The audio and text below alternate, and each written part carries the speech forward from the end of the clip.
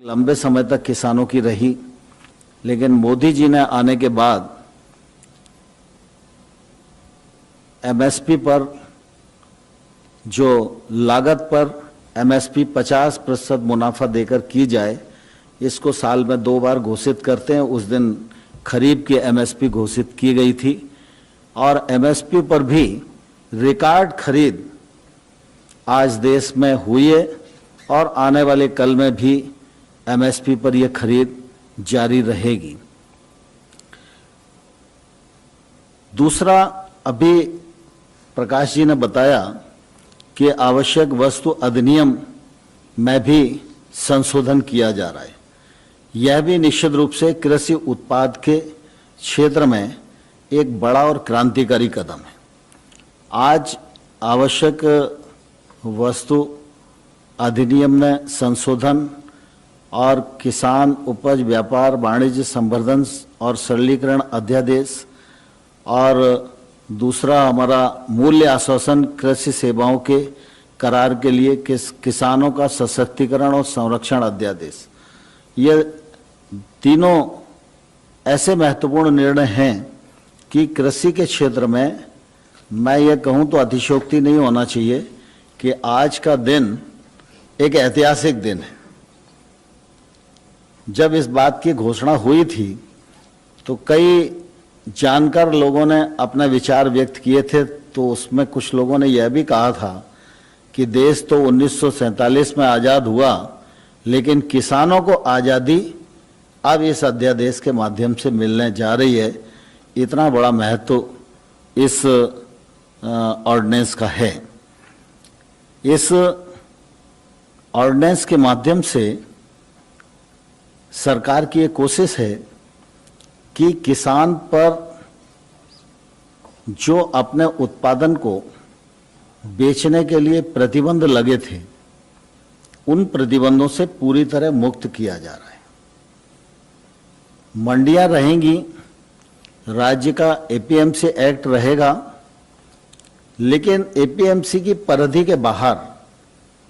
जो सारा क्षेत्र है, चाहे वो किसान का घर ही क्यों ना हो, उस घर में जाकर भी कोई कंपनी, संस्था, processing industry, FPO, cooperative sector के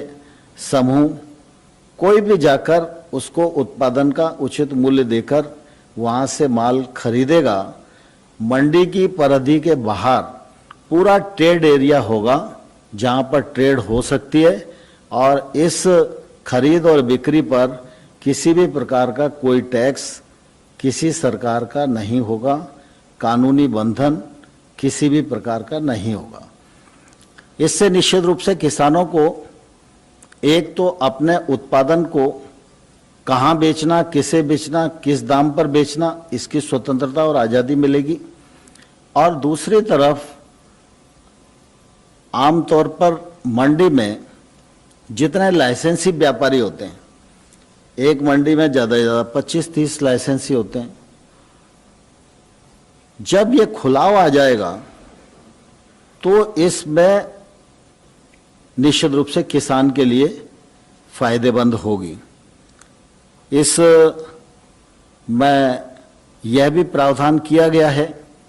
कि बहुत सारी कानूनी अड़चनें न हों, किसी प्रकार का इंस्पेक्टर राज ना आए, क्योंकि मंडी से बाहर निकलेंगे प्रतिबंधों से, फिर कोई दूसरा इंस्पेक्टर आ गया, तो इससे भी बचाव रखा गया। इसलिए किसी के पास अगर पैन कार्ड है तो वह भी व्यक्ति खरीद कर सकता है, एफपीओ खरीद कर सकते हैं, कोऑपरेटिव सेक्टर के पैक्स वगैरह भी खरीद कर सकती हैं, लेकिन पैन कार्ड अगर होगा तो निश्चित रूप से वो लोग खरीद कर सकते हैं। दूसरा, कोई भी व्यक्ति ई प्लेटफॉर्म बना सकता है। ये ई प्लेटफॉर्म जो है बनाने के लिए कोई भी व्यक्ति स्वतंत्र है, लेकिन उसके नियम केंद्र सरकार बनाएगी और उसका हिसाब किताब भी केंद्र सरकार रखेगी। और अगर कोई इलेक्ट्रिक प्लेटफॉर्म किसी भी प्रकार की धोखाधड़ी और गड़बड़ करेगा तो उसको सुनवाई करना और उसको दंडित करना, उसको ट्रेड से बाहर करना, ये निर्णय निश्चित रूप से केंद्र सरकार करेगी। कृषि उत्पादों के इस प्रकार के व्यवसाय पर कोई भी शुल्क देय नहीं होगा। यदि ट्रेडर और किसान के बीच में कोई विवाद की स्थिति बनती है, सामान्य तौर पर हम लोगों ने ये प्रावधान किया है कि किसान को हाल के हाल पेमेंट किया जाएगा, लेकिन अगर किसी स्थान पर प्रक्रिया में कोई देर लगने वाली है, जैसे मान लो उसने चेक दिया और आज शुक्रवार का दिन है तो शनिवार और रविवार बैंक बंद रहेगी, तो उसका पेमेंट सोमवार को ही मिलेगा, तो ऐसी परिस्थिति हमने कहा है कि तत्काल अथवा 3 दिन, और 3 दिन में उसको भुगतान करना ही होगा। लेकिन जिस समय देना पड़ेगी कि आपका इस ग्रेड का इतना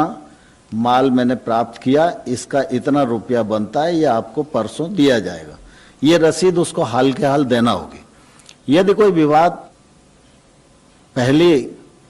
जो शिकायत है वो एसडीएम के पास जाएगी, एसडीएम सुलह कराने के लिए कुछ लोगों को नियुक्त करेगा। अगर सुलह नहीं होगी तो एसडीएम सुनवाई करेगा, 30 दिन के भीतर उसे निर्णय करना पड़ेगा, और अगर एसडीएम के निर्णय से संतोष नहीं है तो कलेक्टर के पास अपील हो सकेगी और कलेक्टर उसमें सुनवाई करेगा और निर्णय देगा। इस प्रकार से किसान को निश्चित रूप से इस मामले में पूरी सुरक्षा देने का काम हम लोगों ने किया है। इससे किसानों को कृषि उत्पाद के विक्रय में स्वतंत्रता मिलेगी, लाइसेंस राज्य से किसान मुक्त हो जाएंगे, इलेक्ट्रॉनिक व्यापार के लिए सुविधाजनक ढांचा मिलेगा, विपणन में जो लागत आती है, किसान को ट्रांसपोर्टेशन इधर से उधर करना पड़ता है, उसकी लागत कम होगी तो उसकी आय में वृद्धि होगी, किसान अपना उत्पाद मंडी में ले जाने की बाध्यता से मुक्त हो सकेगा, सप्लाई चेन मजबूत होगी, कृषि के क्षेत्र में निवेश बढ़ेगा, और एक देश एक मार्केट जैसा प्रकाश जी ने कहा, यह सुनिश्चित करने में यह अध्यादेश निश्चित रूप से अपनी सार्थक भूमिका का निर्वहन करेगा। विभिन्न राज्यों के विभिन्न नियम कानूनों के कारण अंतर्राष्ट्रीय कृषि उत्पादों का व्यापार में जो बहुत